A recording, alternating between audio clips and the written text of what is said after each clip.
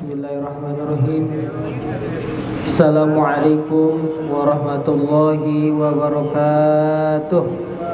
Warahmatullahi wabarakatuh. Innal hamdalillah nahmaduhu wa nasta'inuhu wa nastaghfiruh wa na'udzu billahi min syururi anfusina wa min sayyiati a'malina. May yahdihillahu fala mudilla lahu wa may yudlil fala hadiya lahu.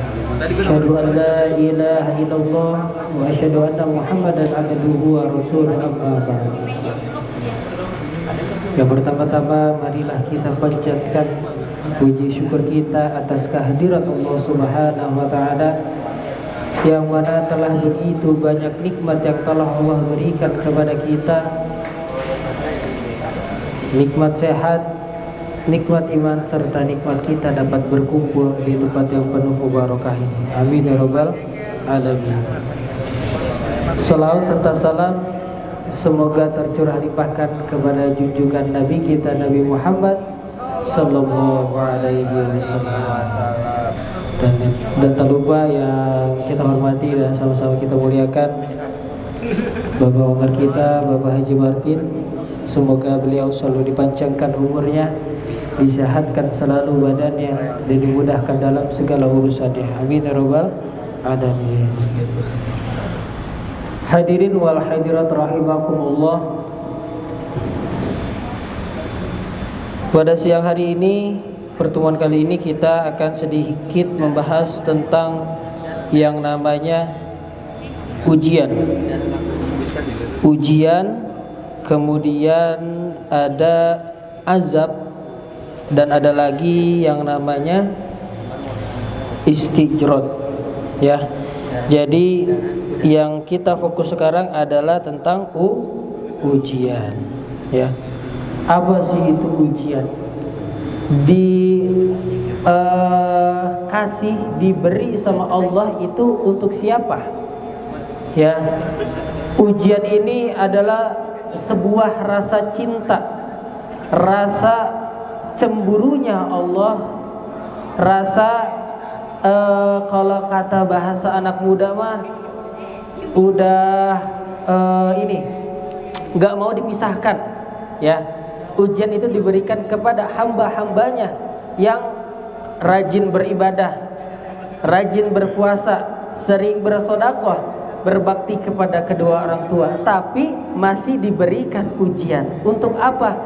Untuk lebih mendekatkan lagi, untuk menambah tingkat kadar keimanan kita kepada Sang Maha Pencipta, ya. Maka adanya ujian itu diberikan kepada hambanya adalah surat cinta terbuka untuk hambanya nih, ya. Bahasanya kata Allah nih, saya kasih engkau surat cinta dariku.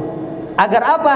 Agar engkau selalu ingat kepadaku, agar engkau selalu dekat kepadaku, agar ketika kau mendapatkan sebuah problem masalah dunia, engkau pulangnya bersandarnya itu kepada aku, kata Allah, ya.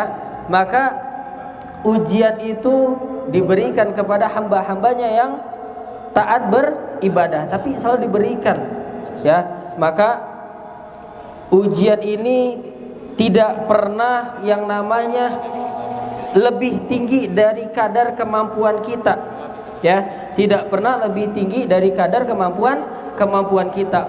Ya, Allah berfirman dalam Al-Qur'an, la yukallifullahu nafsan illa wus'aha. Ya, jadi apa maknanya? Artinya bahwa Allah ini memberikan ujian, memberikan cobaan itu dengan batas kadar kemampuan para hambanya. Gak mungkin kita diberi ujian di dunia itu kita gak kuat. Enggak mungkin, karena Allah langsung yang berkata, Allah langsung yang berfirman dalam Al-Quran, ya. Maka ketika kita mendapatkan ujian, itu bagaimana cara kita menyelesaikannya, ya. Yang pertama, ketika kita diberikan ujian, itu yang pertama kita terima. Yang pertama kita terima. Terkadang kita ketika dikasih cobaan, ujian, kita nggak mau nerima dulu nih, tapi diterima dulu sama hati, diterima dulu.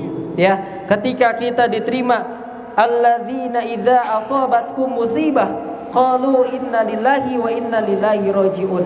Ya, terkadang kita mengartikannya itu hanya untuk orang-orang yang meninggal saja.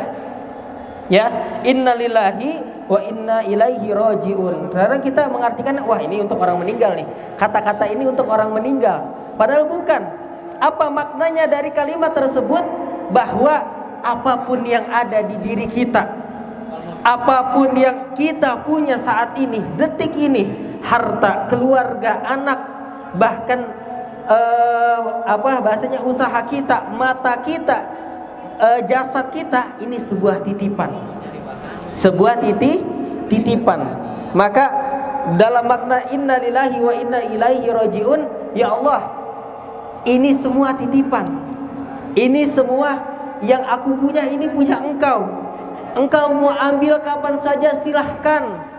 Saya mah cuman menjalankan titipan, enggak ada hak saya untuk memiliki. Ya, enggak ada hak untuk memiliki. Maka ketika kita punya cobaan, entah itu bahasanya ya rezeki kita, keluarga kita, anak kita, bahkan ketika kita di pekerjaan, itu semua harus kita terima dulu. Kita terima dengan lapang hati, bahwa kita yakini ini semua titipan, semua titipan dari Allah. Ya, kalau kita contohnya kita dikasih titipan nih, duit 50.000 dititipin nih, saya titipin ke kamu 50.000, atau saya titipin HP saya ke kamu satu hari itu HP milik siapa? Milik kita bukan? Bukan, karena itu titipan. Nanti kemudian hari dia meminta, kita kasih nggak? Kasih. Kalau kita nggak kasih, berantem nggak? Berantem. Kita titipin ke HP, besoknya kita mau minta nggak dikasih sama dia, kesel nggak? Kesel, karena itu masih haknya yang punya. Maka itu dia. Ketika kita punya musibah apapun itu, kita kembali lagi kepada Allah. Ya. Kemudian yang namanya ujian, cobaan itu pasti ada. Untuk apa sih? Untuk kadar tingkat keimanan kita. Ketika kita sekolah TK, SD kelas 1, kelas 2 ada ujian enggak? Ada. Untuk apa ujian itu? Untuk naik kelas. Sama halnya dengan ujian di dunia. Ketika kita diuji, berarti iman kita mau dinaikin, ya. Tapi hati-hati. Kenapa hati-hatinya? Terkadang orang Indonesia ya, kita garis bawahi aja. Terkadang manusia, ketika kita melihat saudara kita, ketika kita melihat teman kita sedang kena musibah atau ujian, terkadang kita gampang banget mengklaim dia itu kena azab. Oh, dia lagi susah nih, pasti azab tuh. Dulu dia kayak gitu sih sama orang. Dulu dia sih kayak gitu tuh, makanya susah tuh rezekinya, makanya ini. Terkadang kita gampang banget mengklaim seseorang, ya, mengklaim seseorang, ya. Nggak boleh. Kita nggak tahu itu ujian atau azab dari Allah Subhanahu Wa Taala. Ya, ada orang yang kena ujian.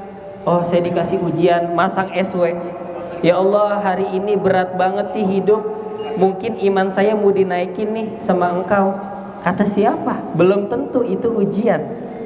Ya, bisa jadi itu dosa karena perbuatan diri dia sendiri. Maka kita nggak sepatutnya kita mengklaim diri kita atau orang lain itu, wah kena azab, wah ini karena dosa dia, wah nggak boleh. Makanya kalau ketika kita punya ujian, ketika kita susah, itu balik lagi ke hati kita. Ubah mindset hati kita bahwa yang kita punya itu milik Allah. Apa sih amalan doanya yang diberikan oleh Rasulullah Sallallahu Alaihi Wasallam agar ujian itu selalu lancar, agar azab itu selalu diangkat oleh Allah? Boleh diingat, gampang banget. Ini diamalkan oleh Rasulullah 100 kali. 100 kali di kita banyak. zikirannya? 100 banyak apa dikit zikir? Dikit. Jangan bilang banyak. Apa zikirannya yang diajarkan oleh Rasulullah? Rabbighfirli wa tub alaina innaka antat tawwabur rahim. Ya, itu dibaca 100 kali setelah sholat. Setelah sholat. Nggak bisa setiap sholat, sehari minimal 100 sekali aja. Ya, yang penting kita punya amalan untuk diri kita sendiri. Karena ya nanti ketika kita pulang di akhirat, yang ditanya bukan seberapa banyak harta kita. Ditanya sama Allah, kamu mau masuk surga, harta kamu berapa? Enggak. Kamu mau masuk surga, jabatan kamu apa di dunia? Enggak. Kamu masuk surga, anak kamu berapa? Enggak. Kamu mau masuk surga, amalan kamu apa? Pahala kamu berapa? Itu yang ditanya. Maka perbanyaklah amal ibadah, perbanyaklah amal soleh. Ya, mungkin cukup sekian dari saya pada siang hari ini tentang ujian. Nanti lanjut kita akan membahas tentang yang namanya azab dan istiqror. Ya, sebelum ditutup, ada yang mau bertanya? Wisnu, stop.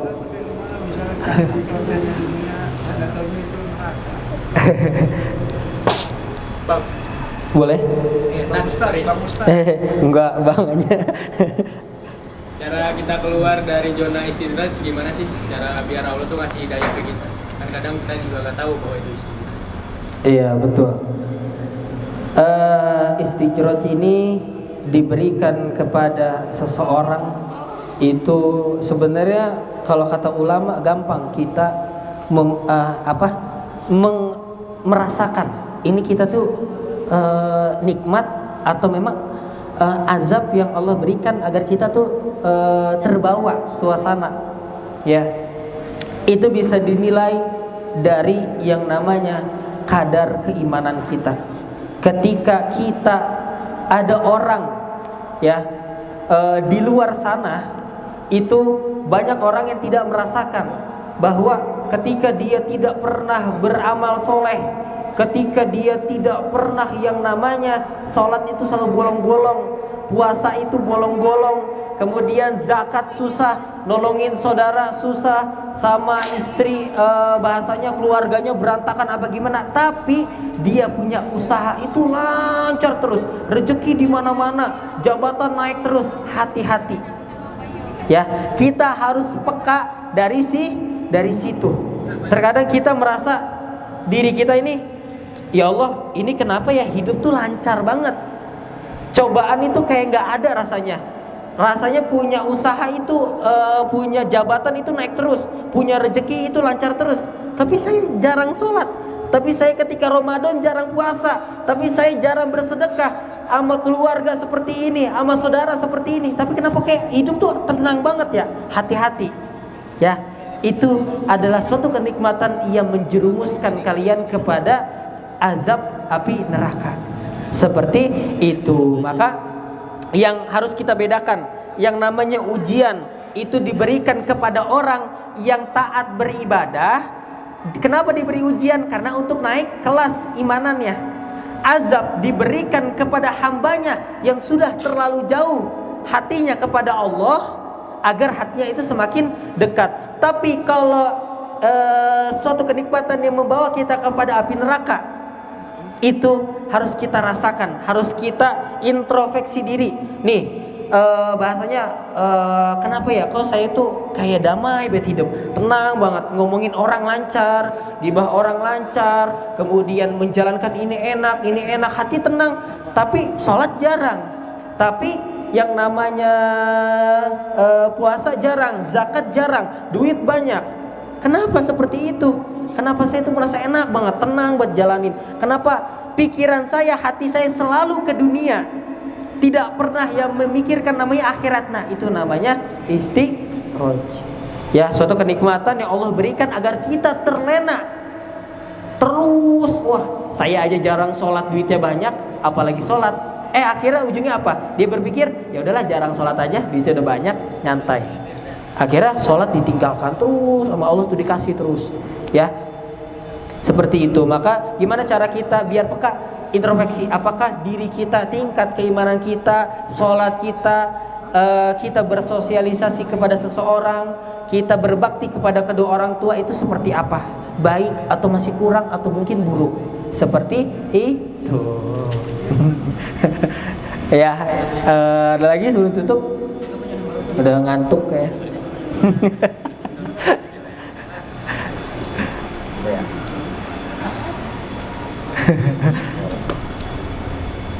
Udah? Ya, mungkin cukup sekian dari saya. Akhirul kalam. Wassalamualaikum warahmatullahi wabarakatuh.